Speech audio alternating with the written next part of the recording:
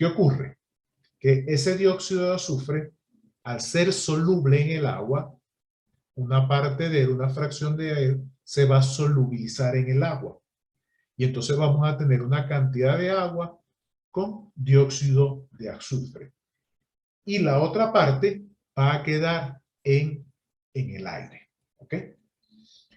Después de cierto tiempo, lo que ocurre es que la presión parcial que tiene este dióxido de azufre, presión parcial de SO2 en el aire, ya no cambia, y que la concentración que hay de SO2 en el líquido tampoco cambia. Ahí entonces decimos que el sistema se encuentra en equilibrio. ¿Ok?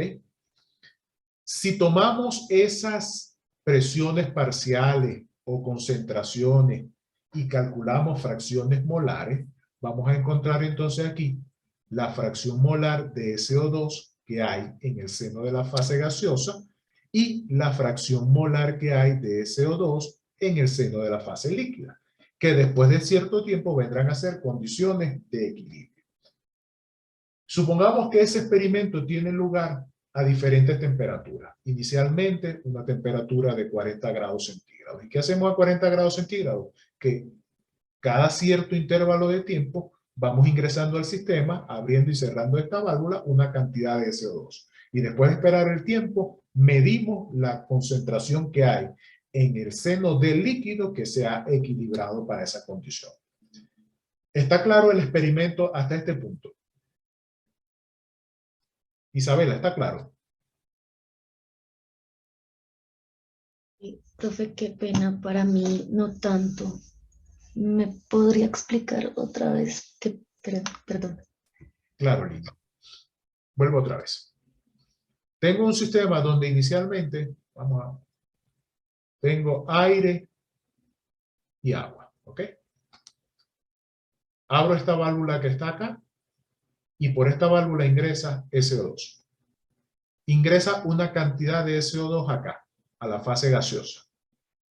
Cierro la válvula y dejo transcurrir, espero cierta cantidad de tiempo. Al cabo de cierto tiempo, acá va a existir una presión parcial de SO2. Esa presión parcial de SO2 también la podemos representar o calcular en términos de la fracción molar de SO2.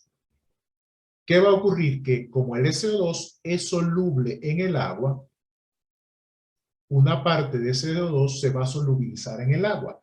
¿Y qué vamos a encontrar en el agua? Una concentración de SO2 o una fracción molar de SO2, según sea el caso que estamos representando. Como esperamos cierta cantidad de tiempo, cuando se alcanzan esas condiciones, vamos a considerar que esta concentración que se alcanza es la del equilibrio y esta que está acá es la del equilibrio. Generalmente representamos por nomenclatura con un asterisco la condición de equilibrio. Entonces, vamos a verlo de esta manera. Vamos a poner acá.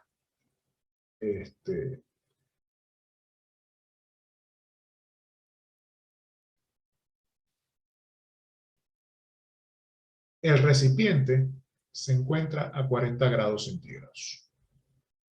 Entonces, en un experimento 1, encontramos una fracción molar de CO2 y una fracción molar de CO2 en ambas fases. Ojo con esto, ¿ok? Esto es generalmente cómo pasar de fracciones molares a presiones parciales o cómo pasar de concentraciones a fracciones molares.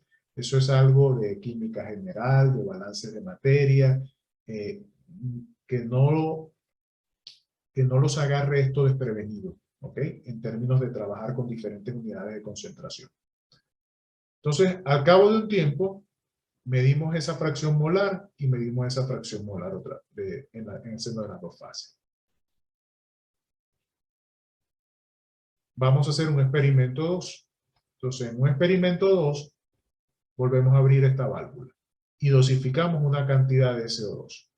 Cerramos la válvula y después de cierto tiempo, un tiempo considerable, un tiempo largo por decirlo así,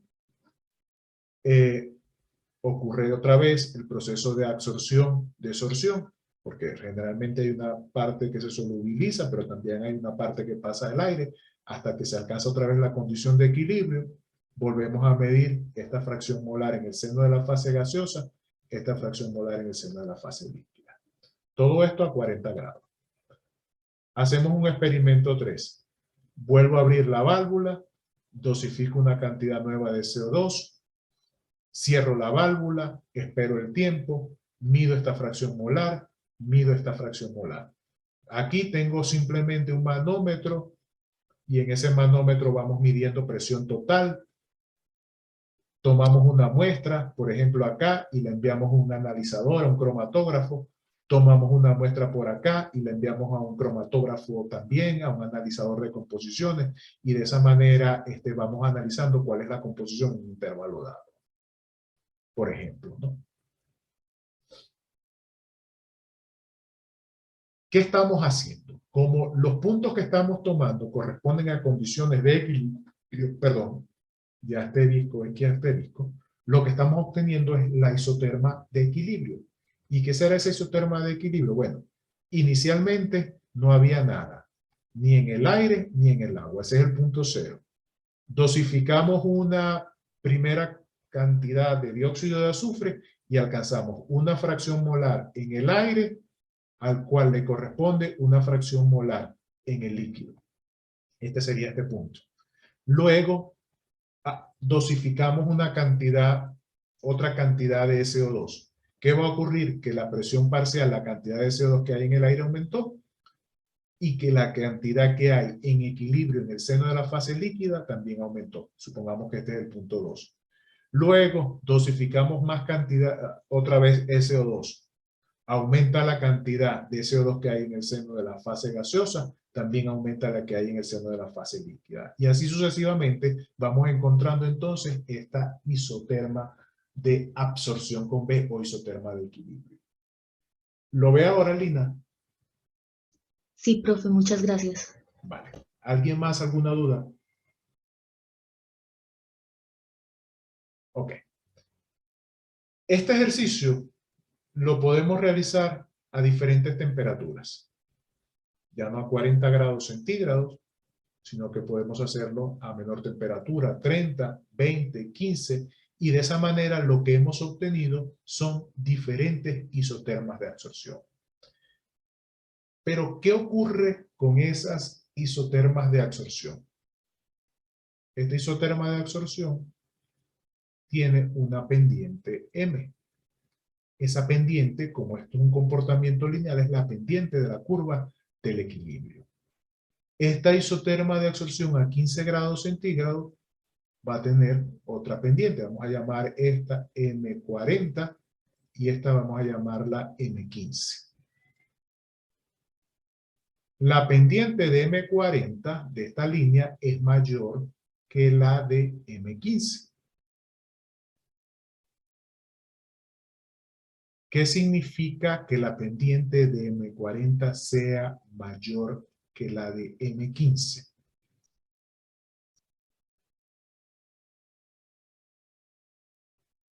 ¿Qué significará eso? ¿Quién podrá interpretar qué nos está diciendo esa pendiente diferente? Que hay mayor transferencia de masa. ¿Cómo? Que hay mayor transferencia de masa. ¿En cuál hay mayor transferencia de masa, Paula? Vamos a ver. En la de 40 grados. Paula nos dice que hay mayor transferencia de masa en la de 40. ¿Quién nos dice algo más?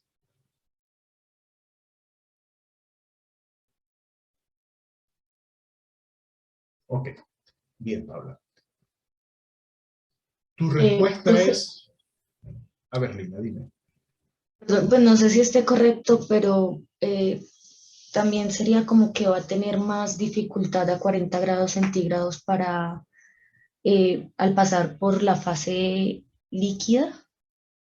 Ok. Es como va a haber una mayor resistencia a una temperatura más alta. Ok. Bien, Lina. Combinemos las dos respuestas, la suya con la de Paula, ¿ok? Porque las dos son parcialmente correctas. Esto depende del sentido de la transferencia de masa. Si la transferencia de masa va de gas a líquido, lo que ocurre es que, por ejemplo, para una presión parcial que tengamos en el seno de la fase gaseosa, cuando la temperatura es de 40 grados centígrados, se alcanzará aproximadamente esta fracción molar de 0.03. Si la temperatura fuese de 15 grados centígrados, se alcanzaría una fracción molar mayor en el equilibrio.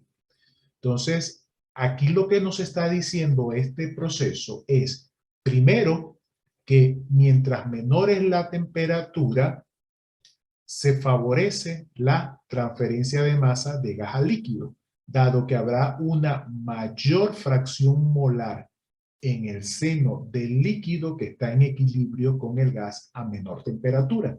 ¿Okay? Eso es función de la pendiente. Como estamos en un proceso donde G es igual a L, mientras menor sea este valor de la pendiente, se favorecerá entonces que la transferencia vaya de